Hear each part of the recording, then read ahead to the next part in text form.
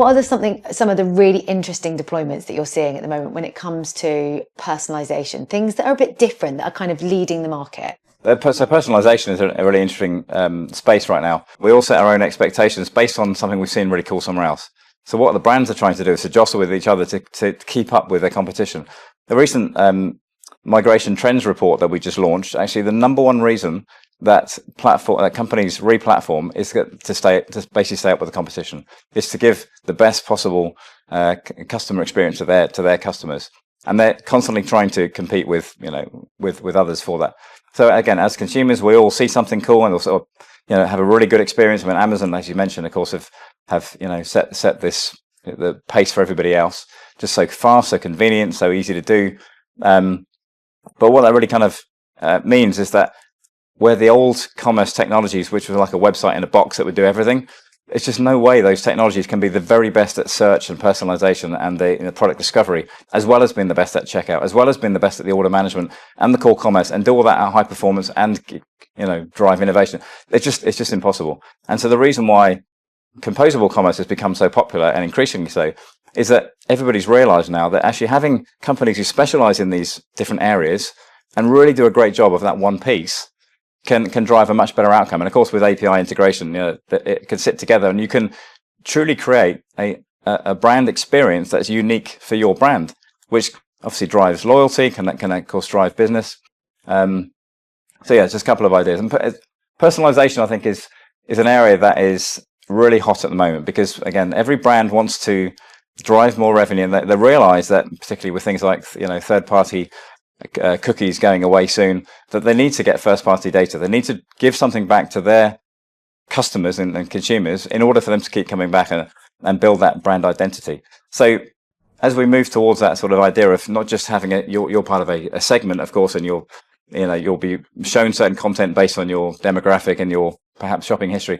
Ultimately, where that's going towards is a much, much more specific set of recommendations to you as a consumer based on lots and lots of data. And this is really where, of course, where some of the potential for AI is really, quite exciting. Is narrowing it right down. So instead of you being a group of, let's say, 1,000 people, you might be a group of one or two that's really, really identified, and what it is that you might want to buy next, and probably knows before you do. So that's really where the opportunity for AI and personalization is going over the next couple of years. Both for brands and for retailers, the introduction of retail media as a channel adds a lot of opportunity. If you're a brand, it's hopefully you're getting a really strong return on your advertising spend. If you're a retailer, it's fantastic high margin new revenue, but it's another thing to manage. It's another channel for a brand to orchestrate.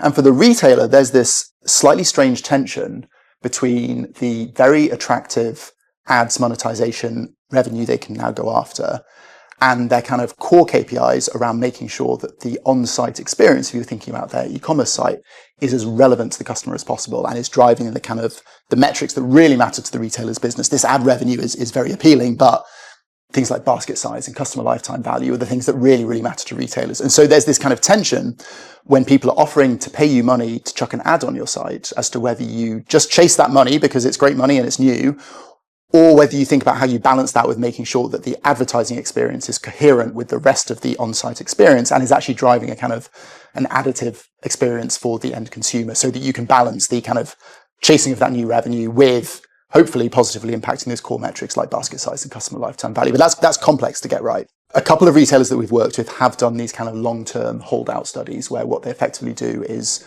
have a control group who is never exposed to retail media. And what they were able to see is that by optimizing to relevance with their retail media ads, they were actually able to drive an uplift in revenue. And that uplift was significant. It was 1% to 2% in a couple of different instances. So they're not only driving an uplift in their core transactions, they're also, and these guys are also growing their retail media business hand over fist. So they're also potentially generating $100-200 million of new high margin revenue through retail media, and they're actually positively influencing their core business. If you really want to do personalized journeys for patients, then pharmaceutical companies and medtech companies need to start thinking outside the silo of their contribution to that journey. Let me give you a specific example. You might be suffering from diabetes 2 and taking metformin. as a drug. And so if Bayer or one of the other companies are providing metformin, they want to understand the use of their drug.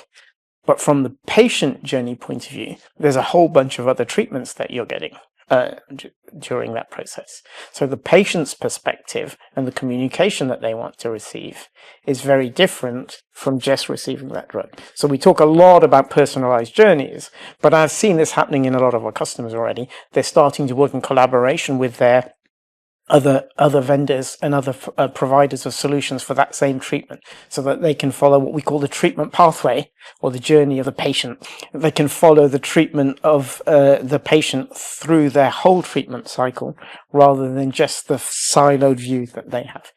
I think that's the biggest revolution that probably is going to come in terms of omni-channel and customer journeys. Personalized medicine, personalized journeys for patients, as well as personalized journeys for healthcare practitioners.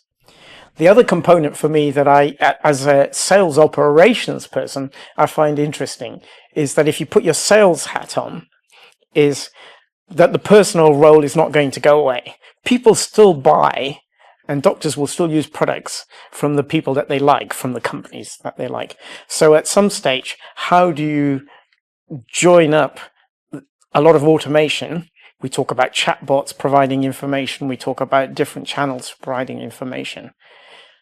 You're not going to like a chatbot the way that you'd like a person. So that whole personal relationship, and where does that fit in CRM? One of the things I've been thinking about is how do we ensure that there is some kind of cockpit within the CRM that allows a switch from a automated journey to something that is really genuinely personalized with that human touch. And I think people need to start thinking about that in the way they go forward. So in AI at the moment, there's a lot of automation. How do we speed up? How do we generate productivity? I've talked to a few of our customers where they have a visionary view of where AI can go. And maybe that's what we need to start thinking about now, is in terms of how do we really help a healthcare practitioner make a decision for a patient, or how do we help a medical representative or a medical liaison officer provide really valuable information to their patients that will make a difference. And I think that's visionary, as opposed to a lot of the automation that we're working with right now in AI. Literally every touch point we have within our lives, from the minute we wake up to the minute we go to sleep, will have commerce opportunities. And as consumers, we are the ones they're targeting. But as technology vendors, of course, we need to make those possible for our customers. And again, to get into the boring part, the way this all works, by having this composable technology and everything's API first and high speed, milliseconds, not seconds or minutes, that's how these are. These experiences become possible. And ultimately, it's the marketing teams and the brand teams who come up with the creative ideas. Sometimes it is to keep up with their competition because someone else has just launched a great, cool feature. Other times it's because they've come up with something really cool and they want to, again, give a really personalized experience for their brand and for their customers. So if you enjoyed today's content and you want to hear more, then please go and subscribe to EPAM's YouTube channel, where you'll find lots of other content, but also a very specific content stream around the retail race. But also, please do go and check out the amazing individuals that I've been interviewing. We will pop links to all of their LinkedIn profiles in the notes here somewhere. And stay connected, guys.